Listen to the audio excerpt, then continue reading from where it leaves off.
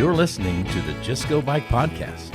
We're all about the culture of bicycling just for the fun of it. Your host, Kathy Murphy from the Morphology Podcast and Andrea Parrott from ParrotTalk are joined by a wide variety of guests each week that delve into the social side of cycling. With tales from RAGBRAI Nation, come for the bikes, stay for the fun, and leave with a smile. And now, here are your hosts, Murph. Hey, that's me. And AP.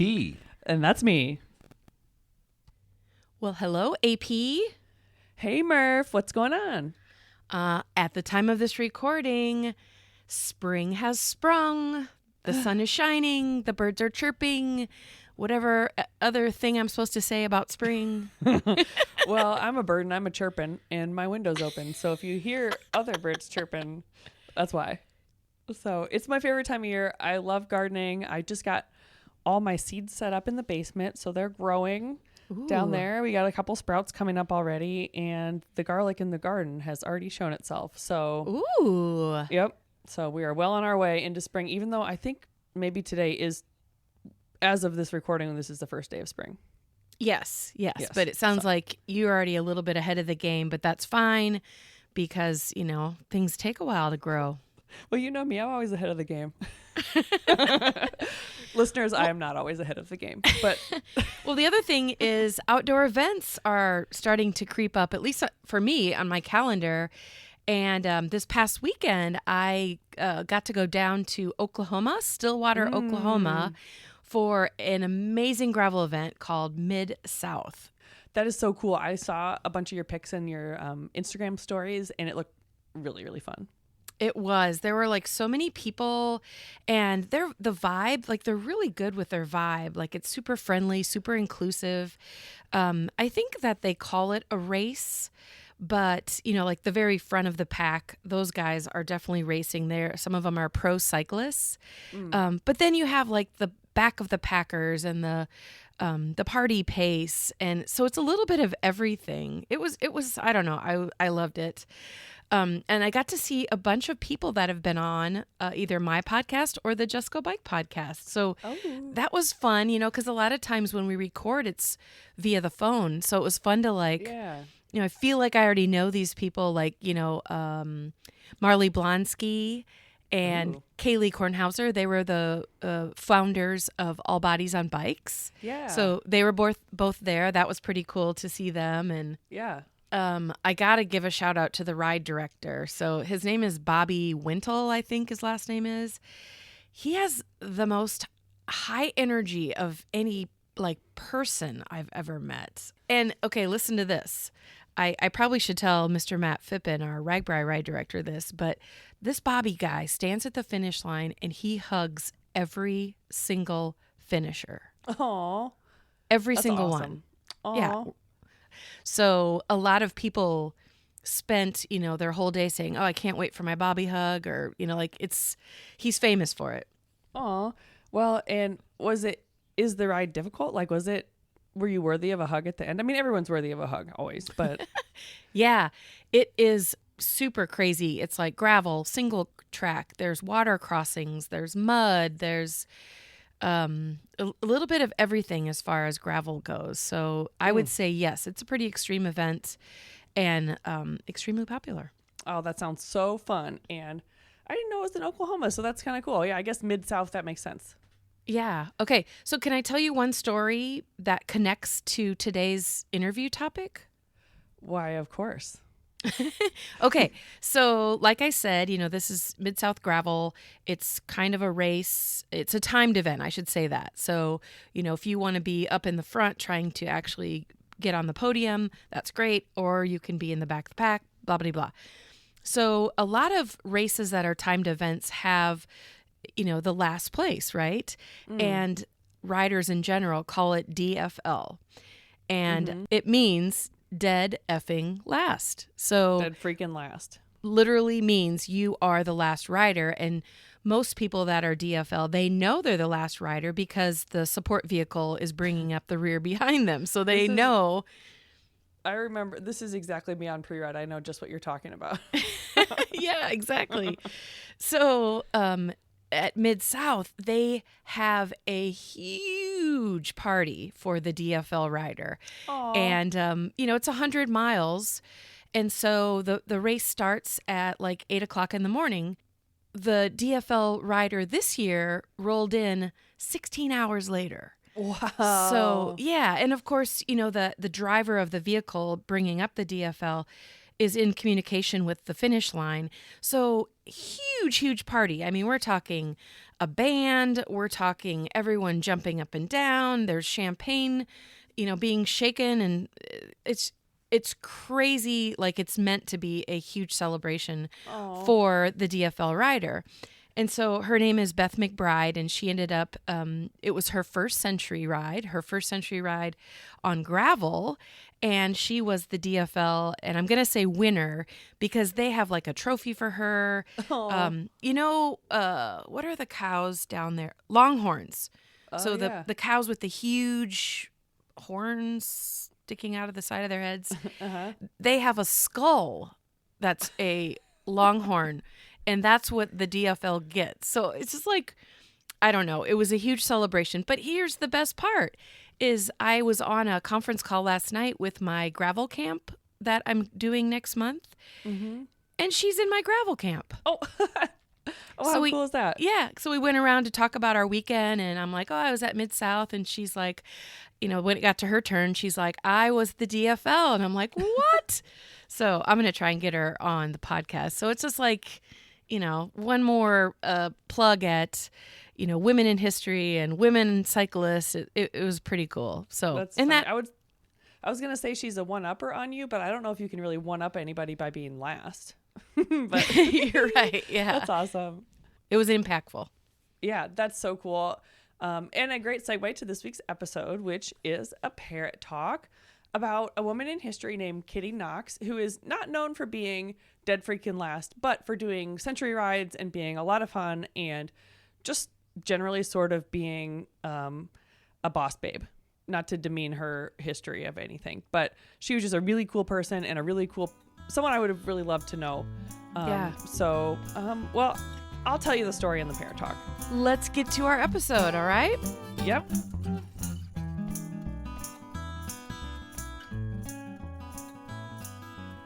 Well, hello, this is Andrea, and that's right, as promised, this is Parrot Talk. I thought I'd bring you a different type of story today. I know I'm as surprised as you are that it's not an old newspaper column. Anyway, it really nicely brings together my interest in history and the themes of the last 2 months. February, which is Black History Month, and March, which is Women's History Month. I was shocked that I'd never heard this story before, so I thought I'd share it with you today. Since I've used a variety of sources for this article, we have included the links in the show notes.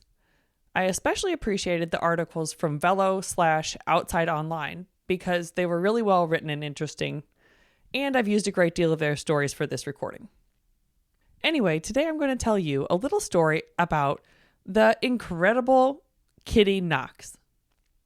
Kittie Knox was a cyclist and racer back in 1895, which is the very infancy of bike racing in the United States, and in fact the whole world. It was doubly incredible because she was a woman and she was Black. So she obviously faced a lot of barriers in her career as a cyclist, but let's get into it. Catherine Towell Knox, also known as Kittie, was born on October 7th, 1874 in Cambridgeport, Massachusetts. She was the daughter of a white mother, Catherine from Maine, and an African-American tailor from Philadelphia, John Knox. When Kittie was just around 7 years old, her father passed away from an unknown cause. In the wake of her father's death, Kittie, her mother, and her older brother Ernest moved to the West End of Boston. In the late 1800s and the early 1890s, this particular area in Boston where they moved was home to an array of impoverished African Americans and immigrants. While the West End of Boston struggled financially, it seemed to be quite progressive in its successful integration of many different cultures in one neighborhood. Kittie found work as a seamstress, and her brother found work as a steam fitter in an attempt to create a better life in an era that seemed to only create limitations for people of color, never mind people who had one single parent. After saving enough money from her job as a seamstress to buy a bicycle, Kittie became well known in her neighborhood for her various outings. She was known by 1893 for her quote-unquote graceful cycling, which I would love to see. In her early years, she rode in Cottage City, now known as Oak Bluffs if you're familiar with Massachusetts, a historic center of African American culture on Martha's Vineyard. Knox came to cycling as it was emerging into both a competitive sport in the late 1800s and an affordable recreational pastime for the middle class, and the lower class too. A hub for cycling, Boston was home to the first bicycling club in the U.S. and headquarters of the National League of American Wheelmen. In 1893, Kittie was accepted as a member of this League of American Wheelmen. This is notable because in 1894, 1 year later, the League of American Wheelmen changed its constitution to include the word white, creating a quote-unquote color bar for the organization. This caused many members to question the legitimacy of Kittie's membership. It was in 1893, at a time when bicycling was the latest craze for young white women, that the then 18-year-old Knox joined the city's first all-black riding group, the Riverside Cycling Club. Sort of like a team as a part of the larger organization. She competed against men in the League of American Wheelmen sanctioned events, often placing in the top 20% of century rides, and took part in track meets where prizes were awarded for best outfits, as well as in short distance races. I mean, winning as a part of the top 20% of century rides, including men, is incredible, even today. The following year, at its annual general meeting, the League of American Wheelmen passed a new rule, published by member sections from the South, that none but white persons can become members of the league. The new color bar did not deter Knox and her African American clubmates, who continued competing in League of American Wheelmen events. As I go through the rest of the story, I'm going to use the descriptions that were written about Knox in the time of her day. These are extremely racist and sexist, so apologies in advance for using some of these terms. I have done my best to exclude the worst of them. In various journals, Knox was described in sexist terms as the murky goddess of Beanville, a comely colored maiden, and a beautiful and buxom black bloomerite. At a meet on the cycle track in Waltham, Massachusetts on July 4th, 1895, the Bearings, which I assume is a publication, reported, one of the most interesting events was a contest between 6 women, each one wearing a different style of cycling costume. They rode round the track twice and then were judged. The first prize went to Miss Kittie Knox for a suit which consisted of a shirtwaist, man's short coat, and bloomers to the knee with tight leggings from the knee down. The whole costume, including the hat, was of gray checked goods. And remember, Kittie was a seamstress, so she was able to make this outfit herself, and she looked fabulous, by all accounts. Unfortunately, her outfit is often centered upon way more than her cycling prowess, but I'm glad she's getting props for at least one of the ways she was really cool. Kittie's costume offended some traditionalist long skirt wearing fans who hissed loudly. Reporters differed on whether the hisses were about her race or her dress, because remember, at that time in history, it was really rare for women to race at all. Shortly after that meet, where she slayed in the fashion department, Knox joined thousands of cyclists at the League of American Wheelmen's annual meet in Asbury Park, a popular seaside resort in New Jersey.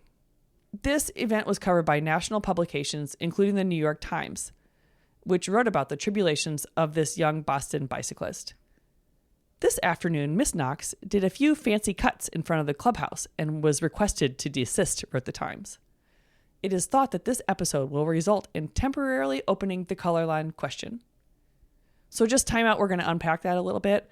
The Asbury Park race was incredibly popular, obvious by the fact that national publications are covering it. So having a woman who was awesome at cycling, wearing fantastic outfits, and doing fancy cuts in front of the clubhouse was sensational. It was a wildfire of report about her and controversy about whether she should be riding at all. First of all, because she was black, and second of all, because she was a woman. So this story is largely about the wildfire that created at that event. The Referee and Cycle Trade Journal, which were big publications at the time, reported, "A considerable sensation has been awakened by the presence of Miss Kittie Knox, the pretty colored girl from Boston. When she made application at league headquarters for the tickets entitling her to the various privileges accorded league members, she was refused, even though she presented her league ticket." The cycling press and hundreds of local newspapers in the US and Canada picked up the story with headlines like, "Miss Knox could not get a badge at Asbury." "Wheelmen are indignant at the action of the committee." "Color line drawn." And "Action of the Credentials Committee generally condemned." Kittie became a central point of conflict. As the Trenton Evening Times put it, "The dark-skinned rider was petted and made much of by her sister wheelwoman from the East and West, but was scorned and frowned upon by the visitors from Dixie." The Southern cycler, outraged, called her a murky goddess of Beanville, which was a major slam at the time. Knox did have some members who defended her, including Massachusetts official George Perkins, who said at the annual meeting, "Miss Knox can stay at the league so long as she cares to remain, because she joined prior to the color bar." But the referee added, at several places of entertainment, she was also refused admission. So it seems like they did allow her to ride and they did allow her to participate in some level, but she was wildly banned in other ways. Because of the restrictions in Asbury Park, she could not stay at area hotels or eat at restaurants, so she had to lodge at a local boarding house. Nevertheless, she socialized with league members and danced at the league ball. She appeared on the floor attired in a large pink leghorn hat, a pink waist, and a black skirt with a Boston boy as a partner. And if you've never seen what a leghorn hat looks like, I encourage you to Google it because it is fantastic. And it would be eye-catching to wear that to a dance. This appearance aroused a stormy response as reported by the New York Herald. Among the visiting bicyclers is a bright young girl from Boston, and the many snubs which have been placed upon her by many of the women culminated last night in dozens of them leaving the ball at the auditorium, because she was not only there, but the first upon the floor to the waltz. And she danced the night away. Imagine cutting your fun night short because someone else showed up. I mean, just kicking yourself. Really, you're limiting your own self with your preconceptions. You don't have to pay attention to every other attendee at the ball if you are a racist.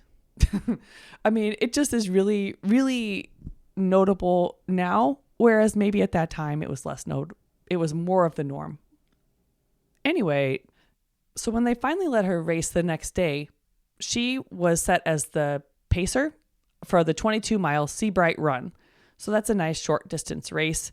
I assume the Seabright Run is a famous run. And in the final scorch of a mile, which I love as a term, she finished 12th, well up in a field of 50 and far ahead of her lighter-hued sisters. So this is a race of mixed company, and she finished 12th ahead of 50 people. I mean, she's incredible. She was an awesome cyclist and a snazzy dresser. I wonder what she wore at that race. They didn't say. These events at Asbury Park gained wide publicity and thrust the issues of race and gender into the national spotlight.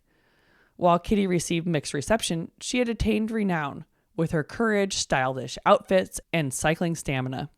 Her celebrity continued beyond her encounters at Asbury Park. Returning to Boston, she was a pacemaker, a sure sign of honor, for a large group of Boston cyclists going to the League of American Wheelmen's Massachusetts Division summer meet. The Worcester Daily Spy featured a drawing of her coasting down a long hill at the meet. Also petitioned to bring back newspapers called the Daily Spy. At that time, Century, which are, as you know, 100-mile rides, were a great opportunity to build the social circle of cyclists and provided an opportunity for women riders to show their prowess since racing was closed to them. Kittie was often among them. One August 1895 Century ride from Boston to Providence and back was almost washed out by a thunderstorm, and Kittie was the only woman in the second division who finished. She was reportedly muddy, but not at all played out. So that's awesome. So as you can see, she was racing in these, but they were not official events. So I just wanted to clear that up since I did say she was not racing. She only gets cool points for it. Kittie Knox won at least some part of the Battle of Asbury Park and continued to be accepted. occasionally even lionized in Boston bicycling. But unfortunately, she did so only as an exceptional individual. By 1900s, the cycling craze had collapsed. This happened before cars were any major presence on the road. In the huge expansion of the 1890s, bicycling simply lost its chic, and the original gentleman cyclist largely abandoned it. The League of American Wheelmen was a wreck. The color bar soon passed out of memory and practice. The league limped along until the 1920s, mostly as an annual banqueting venue for nostalgic older men and a small circulation league bulletin. It was revived by Midwestern Cyclist, shout out Midwestern Cyclists, from 1942 to 1955, and then as a national membership organization in 1965. The original color bar was rediscovered by cycling historian Andrew Ritchie and was formally repudiated in 1999 under the leadership of the league's first black president, Earl Jones. So not until 1999 did that color bar become revoked. That is insane. And now, time for a training tip.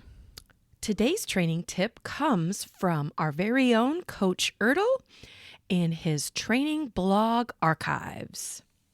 So let's talk about your booty or your seat or your butt, whatever you want to call it. We'll call it your seat.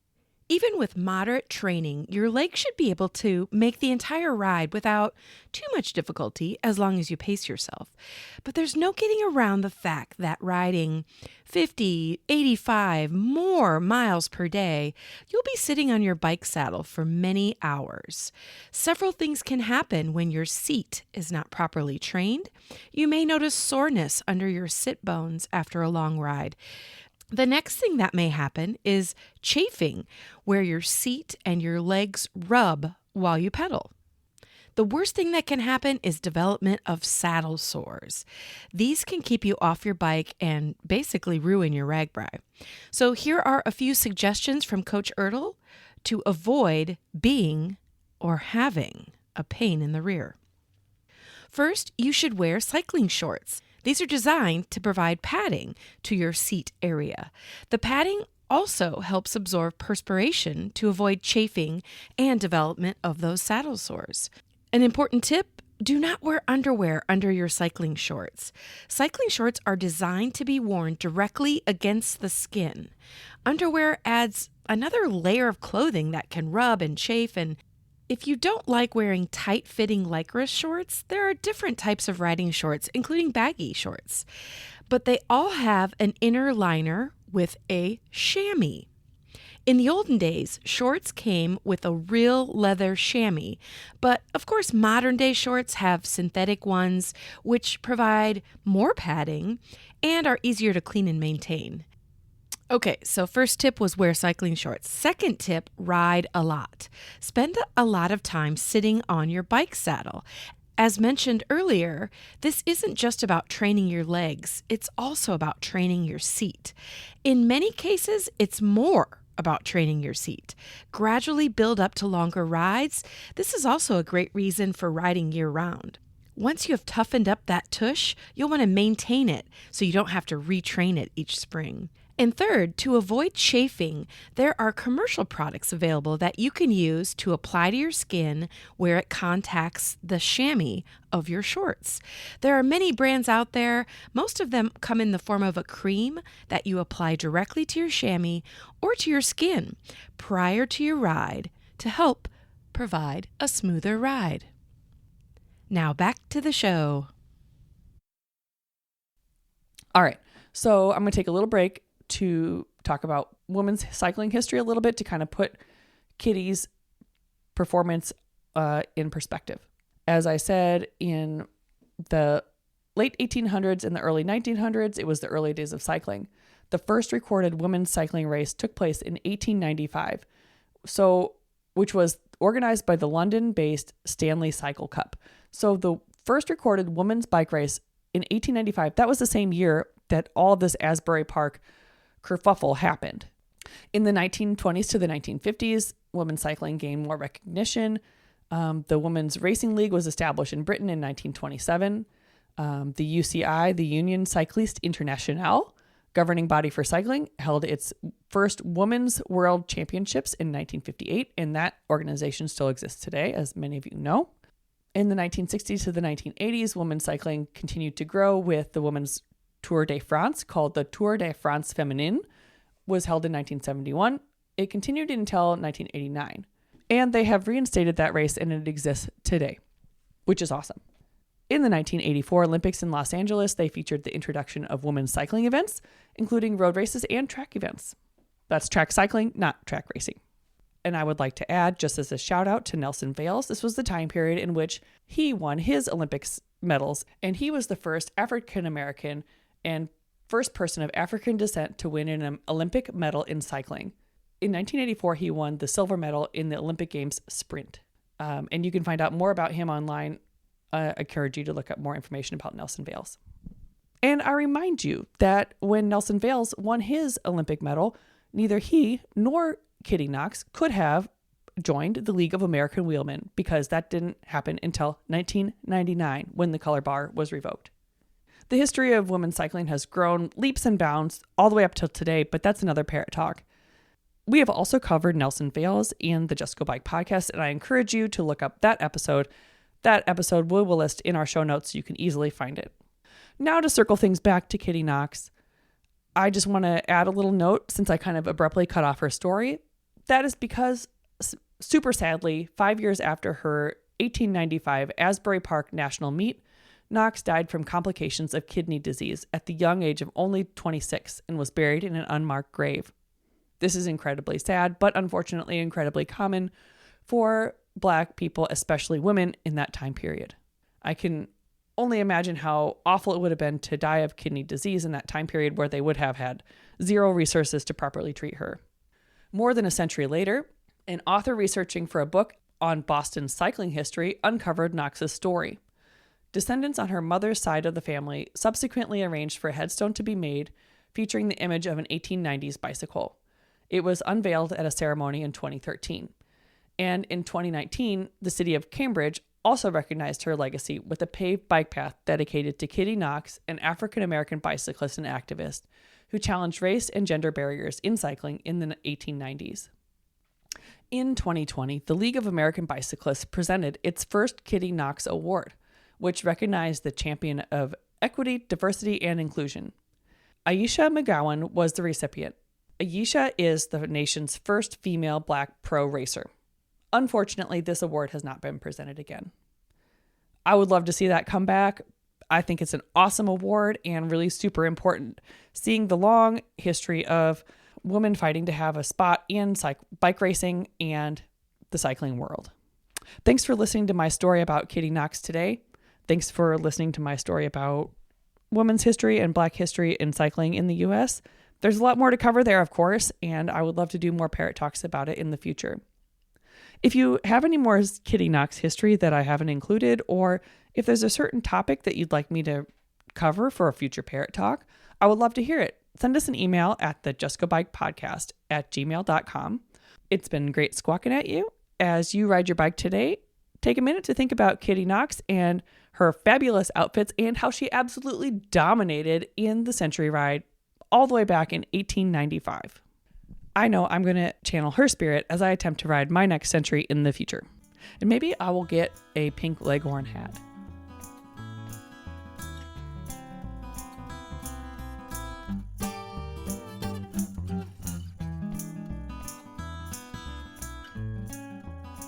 Thanks for tuning in to the Just Go Bike podcast. Murph and AP will be back next week. In the meantime, check us out on YouTube, Instagram, Facebook, and X, formerly known as Twitter. And if you would like to contact Murph and AP with a comment about the podcast, or maybe you have a topic in mind, email them at justgobikepodcast@gmail.com.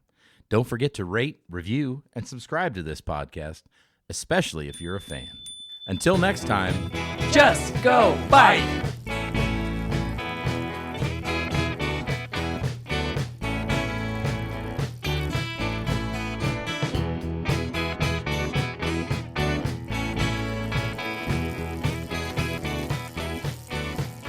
Theme song by Ryan Steer, logo by Suzanne Milosevic, produced by Kathy Murphy, Social media by Andrea Parrott. Intro by Pumpkin. Until next time, just go bike.